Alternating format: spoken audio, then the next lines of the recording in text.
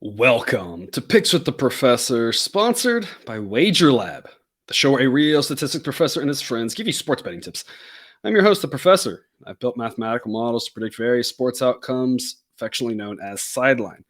You'll hear more about the model in the course of this episode to cover all four NIT quarterfinal games scheduled to be played on Tuesday and Wednesday, March 21st and 22nd of the year 2023. In case you're new here, make sure you check out the websites, www.pickswiththeprofessor.com. The /new gets you some information if you are brand new here. I got a lot of fun goodies on that website. Otherwise, if you haven't checked it out, we got the Google Sheet link in the show description. That'll give you a sidelines projection for the margin of victory, what the money line price should be, and the total for every game.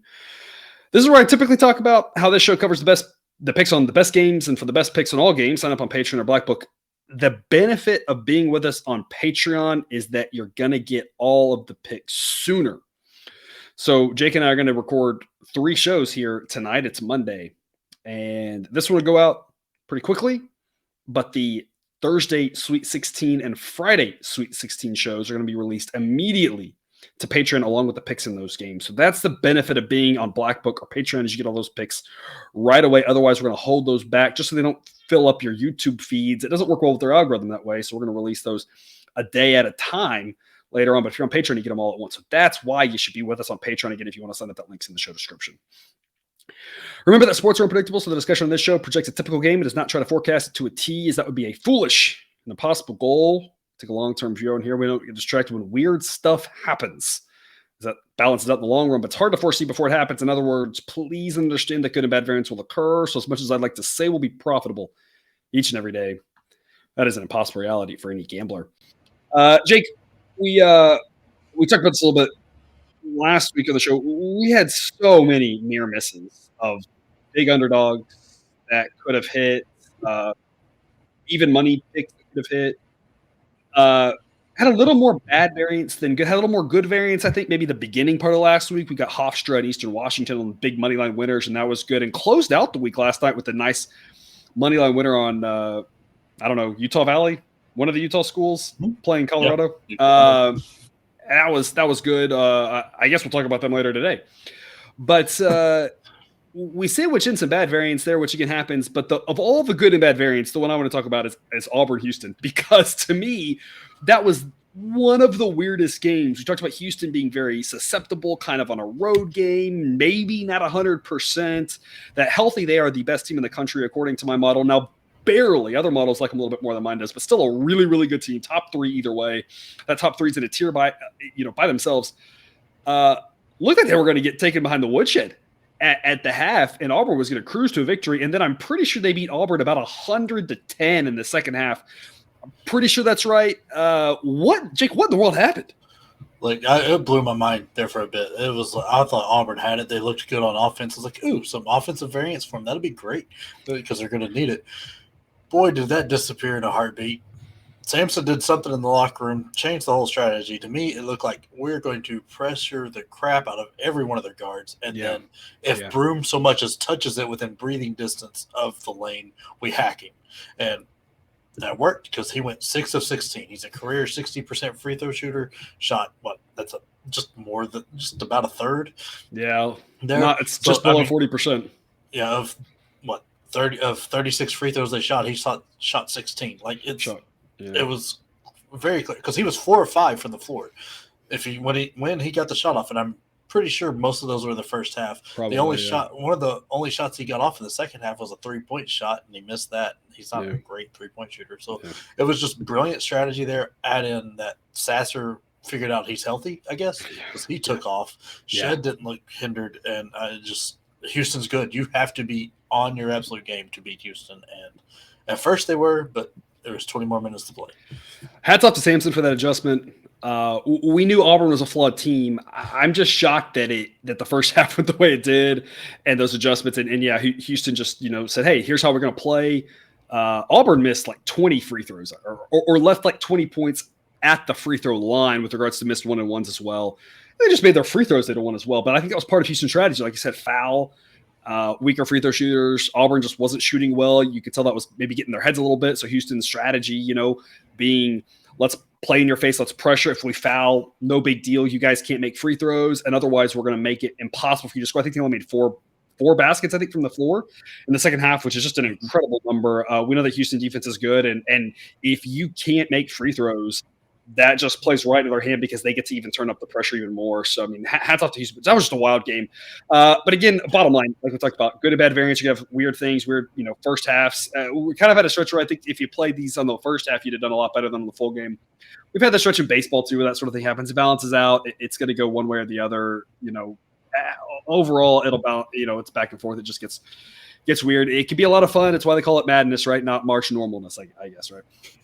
that is a sad tagline. March normalness. All right. Well, before we get to these games, again, NIT quarterfinals on Tuesday and Wednesday.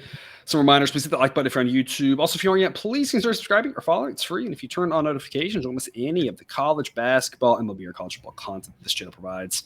And again, check out the Patreon if you haven't yet. There are a lot of great benefits to be found over there above and beyond what we do here. Early access to all the picks and the grades, access to what number the model needs for an A grade, whether it's money line or spread, plays of the day. And again, that Discord chat, which is a lot of fun as well. www.patreon.com/pickswiththeprofessor, or again, check out the show description. Got all those links in there. Also, if you haven't yet, join us on Wager Lab. It's a free mobile app that lets you predict, tally, and settle bets from anywhere you like. It's free in all 50 states, free and legal in all 50 states because we don't exchange money there. It's all fake bets, either with friends or in a pool. That's what we've done here in our March Madness pool. Again, free to join the pool. You can still join. No reason not to. Take your 500 free points, put it on your favorite game, jump up there on the leaderboard, and you get some free money if you're top 3. Amazon gift cards, $50 for first place. So you can sign up. If you haven't yet, no reason not to. Remember, all total picks are traditional 1-unit bets. All moneyline plays are to return 3 units. It is the risk plus the win will equal 3. That way we risk proportionally more on favorites and underdogs. Otherwise, let's get to it. But as always, take what you like and leave the rest. Tuesday, 7 p.m. Eastern, North Texas and Oklahoma State. Oklahoma State, of course, did not get to host that first game because of the wrestling tournament they were hosting. They hosted the second game. Now they're hosting here as well. They're going to play UNT. We're going to take the dog here, North Texas, at plus 185. A couple things happening here. Number one, you never quite know exactly these big schools, how much they really care, how much they're wanting to win. Oklahoma State almost blew the first game to Youngstown State. Didn't necessarily look great in their second game. So these smaller schools usually means a little bit more.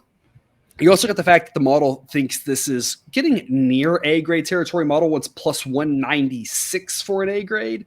So it's not quite there, but it's pretty close. As the correct price should be 161. So again, this isn't one that I think North Texas is more likely to win than not. I just think it's got great value at this price that they can pull this off 38% of the time. And if they win anywhere near 40% of the time, plus 185 offers great value. The model thinks that on average, Oklahoma State wins by 3.5. So if you want to take the 4.5 points that I'm seeing right now, you can. I'd hope for at least 5. But I think, and as of late, it's kind of not bounced our way necessarily the last couple of days, but it's a really small sample size. A lot of these dogs that we're taking right here have lost by like 2. And so taking the points is profit. Maybe split your wagers. Again, in the long run, this stuff balances out. I'm not concerned about these small sample size type thing, but if you want to split your wager, that's fine. I just think North Texas is a smart investment here. That Oklahoma State's getting a little bit too much value. I'm not sure if Anderson's going to play or not. It sounds like he might be trying to return, but last I saw, it still says out indefinitely. There are rumors of him coming back. Until I see it, I'm not going to believe it. Also, he will not be anywhere near 100% when he first comes back in the regards of he's missed so much time. I'm not sure exactly how effective he can be. We thought there'd be a chance he came back in the conference tournament, but the fact that he hasn't come back yet makes me still think that, that he's either not going to be available or not going to be extremely impactful. So I don't think he's got much impact on this game.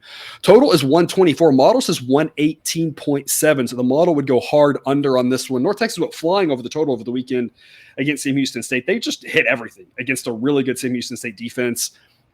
I don't think they can do that again. I think their path to winning this isn't scoring a bunch. I think it's playing a grinded out low scoring game. So I think under makes a lot of sense, but UNT plus 185, just the tremendous value on this one. Jake, what do you think? Yeah, I totally agree. There's just too much value here on North Texas. Oklahoma State, I'm not sure there's enough offense in the whole state of Oklahoma. Definitely not an Oklahoma State team to, one, solve this defense of North Texas, to get the pace enough to do it. Because Oklahoma State has been pitiful offensively pretty much all year. They're just not going to be good enough there. They have a great defense. They need a defense that feeds their offense, feeds them extra buckets, extra possessions, and that's just not going to happen because North Texas goes slow. They take good care of the ball. Their offense pretty efficient for what they do. I mean, they're the better free throw shooting team, the better 3-point shooting team. This game, I don't advise watching all 40 minutes because it's like going to be like watching paint dry. But it might go fast. Yeah, maybe. But last 4 minutes, last 3 minutes, if it's tight, turn it on. Could be fun to watch there to watch these teams struggle to score. It's just, man, Oklahoma State also plays sloppy, turns it over nearly 20% of the time and doesn't force enough turnovers to make that wash out, where North Texas typically forces enough to make it wash out. I just think everything leans North Texas' way. I think the under is the right play because there will be no pace, no offense in this game. Yeah, and I think it's worth pointing out that Oklahoma State was scoring more when Anderson went down. Part of that was a little bit pace. Part of that was Anderson's not a great offensive player. At least he hasn't been this year. But he's probably their best defensive player, if not their second best defensive player. And so losing him, their defense regressed a little bit, but their offense looked better. As of late, not just in these NIT games, but also in the conference tournament, the last couple games of the regular season, their offense really started to lag, and their defense continued to not be as good, but their offense really fell back to its old standard of not being good. And that's kind of like you said, the difference. Had that offense, it was a little bit of fool's gold when he first went out, right? Their offense taking that little boost for a few games. Had that continued, it might be a little bit different of a story, but like you said, that offense just isn't good. It was a couple games where it looked good, but now it's kind of back to their old ways of just not being efficient. And when you're not efficient against a team that goes as slow as North Texas, it's going to really show on the scoreboard that you're just not going to get very many points. So again, North Texas and the under, both 2 picks with value. We're going North Texas plus 185 is the official pick. Whether you want to take some points or take the under, there's a lot of good investments. A team total under for Oklahoma State also might make a lot of sense. A lot of ways you can attack this one. Tuesday at 9 p.m. Eastern, Wisconsin at Oregon. With regards to the side, model says Oregon minus 3.2 is what the number should be. I'm seeing 4.5. So the model would say take 4.5 with Wisconsin, take the plus odds. I'm seeing plus 160. It would be a C grade play if you did at the moment at plus 160. Model needs plus 184 before it's an A grade and says that 152 is the correct number. So Oregon's at home. They should be favored, but honestly, these two teams are both pretty meh. I'm not really excited for either one of them. One of them will make the Final Four for the NIT now for the first time in eons, not being hosted at Madison Square Garden, as it'll be out in Las Vegas this year. So one of the teams will make it. I'm not sure either one's that good, but I mean, I guess that's the whole NIT to be completely honest. I don't know. I don't really want any part of the side. Like I said, if I had to, I'd be on Wisconsin simply because I know it's a road game, but nothing in this game happening would really shock me. So give me points or plus odds, but under 134, I think is a pretty good investment. I actually like that more than if you force me, I take Wisconsin. I actually like the under 134. Model says 131.3. Both these teams have been pretty spot on with regards to their totals. Both teams are better defensively than offensively. The two best units on the court between the two defenses and two offenses are the two defenses. So that lends itself to an under. Obviously, we know that there's usually more pace and more scoring in these NIT games. And so the model knows that and bumps these totals up and still doesn't think that 134 is a feasible option, even though there is usually more scoring, more let it fly, more offense, less defense played in the NIT. We're still dealing with Wisconsin. And that's really the bottom line, is that Wisconsin's involved and you get a number like 134. You just kind of got to go under at a principle. Jake, what do you have for us? Yeah, I agree. I mean, I don't know which version of Oregon's going to show up because they've shown flashes of being really good. Oh, yeah. Yeah. The vast majority of the year that the bad Oregon has shown up. Then they've got a good coach. I really don't know what's going on. He's got them playing good defensively. It's just offense. They can't figure it out. And then Wisconsin's just struggled offensively all year. And defense has been very good, very slow. And they don't give you the ball, but they don't want it in the bucket either. It's just weird. I just don't see where the points are coming for him in this game. 130 seems way too high. I mean, this feels like it should be 125 or something like that. The pace is going to be miserable. It does. It feels like it should be 125, and I'd be like, the model says 131, but should we really be going over? I don't know, right? It'd be one of those you couldn't even convince me. It'd be one of those over 125 is probably the smart play, but I'm not really loving it, right? That's where it should be. It should really make you think, right? It feels like it's way too high. Yeah, this first night of NIT basketball is painful to watch. It's just slow, not a lot of offense. Probably competitive games, very competitive games, but just not fun basketball to watch. Not what you want to advertise as your games. But yeah. I was just gonna say, like, betting on Oregon, knowing which one's going to show up is a great way to lose your money, and betting on Wisconsin's offense to do anything is a great way to donate the sports book. So that's why we're going under. Yeah.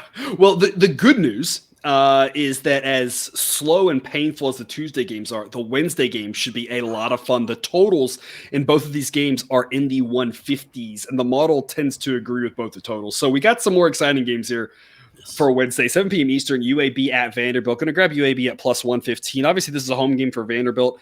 And should Vanderbilt have beaten Michigan? No. Did they? Yeah. And so they're here, right? And we talked about that when we picked Miami against Indiana. Like, Miami probably shouldn't have beaten Drake, but they did, and that didn't mean anything about whether they could beat Indiana, and they did, right? So we were on the right side there. Same thing here. I don't really think that the fact that they shouldn't have won says anything about this or not. They're here. To me, the bottom line is that UAB is the better team, and they're the better team by a lot, in my opinion. I've got them ranked 42nd, whereas I've got Vanderbilt 109. And that's the thing, is as good as this Vanderbilt team has played, the model just is not seeing it. The model loves this UAB team, thinks that they should have been, at least considered for an at-large bid, end of the tournament, at least in the discussion. I think they're the better team, even though they're on the road. Model says they win by 3.5. This says they win 62% of the time, and that they should be a minus 161 favorite. So anything minus 134 or better is an A grade. It doesn't matter where you shop, what you get. Obviously, shop around for the best number, but any number you get on UAB is almost assuredly going to be a solid A grade play with regards to the model. I just can't see why Vanderbilt's favored here. Again, I know they're the home team, but Vanderbilt -2 suggests that UAB is only the slightly better team. And I don't see how you can come to that conclusion. I just think they're a lot better than Vanderbilt. Jake, what do you think? Yeah, it shocked me when I saw these lines. It was outrageous. I don't know. I think when we talked about this before, I think I said we're getting UAB at plus odds, and I think your face was just in shock. You were like, what? Yeah, it's insane.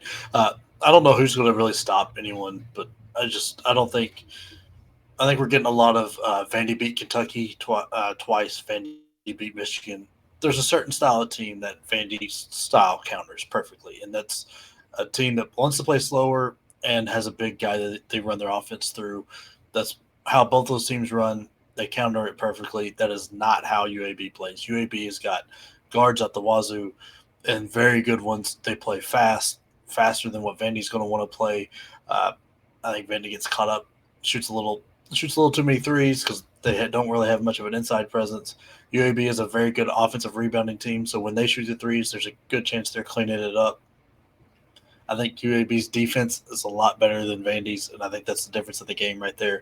That's going to wipe out any home court advantage that Vandy has. It's not like Vandy has a tremendous home court anyway. People come in and beat them there all the time. It's kind of fun. But there just really shouldn't be Jake much. is a Tennessee fan throwing shade. Yes. There's just really shouldn't be much that Vandy's going to do that can't counter, and that'll counter what UAB is going to want to do. Jelly Walker is tremendous to watch. This is a great way to spend your Wednesday, is watching this game.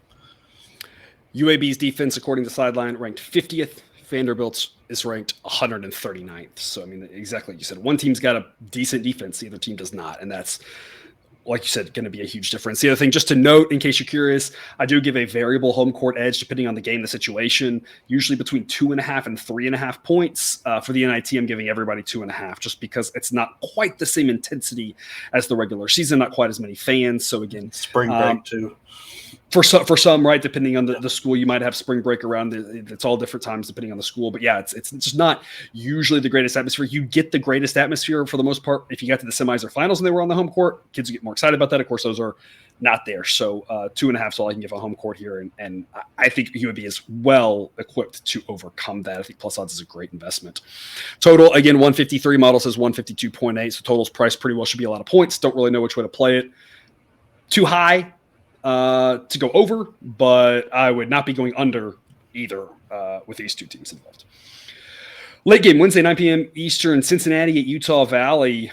Utah Valley minus 110 is the player. It's an A grade pick, barely an A grade pick. Model wants minus 111 for an A grade. So it just ekes into the A grade criteria. Model says it's Utah Valley minus 2.4. You just heard me say I'm giving 2.5 points for home court. So if it says Utah Valley minus 2.4, you see the model just thinks these two teams are really close. I've got Utah Valley 57th, Cincinnati 55th. I mean, these two teams are right next to each other, and they've overperformed both on the season, and they've both overperformed in the last month. They've both been really good to bettors if you back both of them. They're both really, if you put this on a neutral court, it's a straight up pick 'em in my opinion. I just think the fact that this is priced like a pick 'em now, being at Utah Valley is an edge. You got to get in the altitude at Utah Valley, travel spot for Cincinnati. It's just not ideal. I think this Utah Valley team is just as good as Cincy. So at home, I think they're likely to win. Again, model says 57% of the time. That's about how often a home team wins. In general, if you talk about home and homes, they win about 57%. Again, that's just your home court edge right there that I'm giving that it seems like the books are not giving. And so I think Utah Valley is the play here simply because of the location. Otherwise, again, I think these two teams are both really good. The best unit on this court is going to be Utah Valley's defense. The worst unit's going to be their offense. I mean, that's up for a coin toss game. The difference, again, being the location. So all about taking the home team here with Utah Valley, a minus 110. I think is a pretty good investment. Total 151. Model would lean under. Thinks 148.7. You have a Utah Valley team that's going to really try to push the pace, especially at that altitude. Gives them a little bit of, again, a solid home court edge. So given they're going to push the pace, I'm not loving the under, but the model does lean under if that means anything to anyone out there. Jake, what do you got? Yeah, I think this is the first time this happened all year. I am on the complete opposite side of this game. I think it's going – I think it probably goes over and Cincy wins. I think when you're looking at the way these two teams play, the way they match up, they're perfectly even. Everything is just that way. I just think what Cincy does defensively will counter what Utah wants to do, Utah Valley wants to do offensively, and not really vice versa on the other end of the floor. And I think Cincy will have just a tiny bit of advantage there. I think the pace gets going and we get well up there. I think this one is mega tight. Get a lot of extra points for the free throw line that aren't really being accounted for, kind of thing. I think, and possibly even overtime, kind of leaning more towards that overtime because I think these two teams are the most even matchup we've probably had all year. Like, it's unreal. So I don't think it's wrong to go Utah Valley in the under. It's not my favorite game to pick because it's just, like I said, it's so even. I just lean the opposite direction. And, for those of you wondering, about Jake and I disagreeing, we said the whole time, we collaborated, and if we disagree, we just didn't cover the game because there were other games. There's not other games now. So at some point in the comments, if you saw it, I said, when we get to the tournament, we're going to have a disagreement because we're going to cover every game, and it's just going to happen. So here you go. For those of you who wanted to see Jake and I go head to head, toe to toe, we disagree. Here you go. Here's your game. Because again, we only have so many games to cover, so we can't ignore it, right? Before the regular season, we just said, I just won't cover it, right? But now we are down to the point. Unfortunately, sadly, if you love college basketball, there's no more than 4 games at any given day now going forward. So, it is what it is. We just couldn't ignore it. I go one way, he goes the other way. So take what you want from all of that. And again, make the best investment for yourself. Otherwise, Jake, any parting words for the viewer here before they get to the NIT betting action? No, I'm happy it's set up this way. They've taken advantage of the schedules. You got CBI earlier today. Then Tuesday, Wednesday, it's basketball every day. So it's great. It's just sad that beat is coming to an end. Yeah, sad for you. I don't know how sad I am. The long running joke is that Jake loves college basketball more than cousin Jared and I combined. So I'm looking forward to baseball. That's just me. I'm ready for baseball season, but I'm always ready for baseball season. That was my sport of choice. So again, Jake and I can respectfully disagree. He likes college basketball. I like baseball more. So it is what it is. He's sad. I'm ready to move on to the next chapter of life. All right. Thanks for tuning this episode of Picks with the Professor. Don't forget to subscribe so you can ensure all the sports betting content provided on this channel dropped right into your feed. Again, back all week with all the college basketball betting content. But until we see you again, as always, best of luck. And remember, you can eat your betting money, but please don't bet your eating money.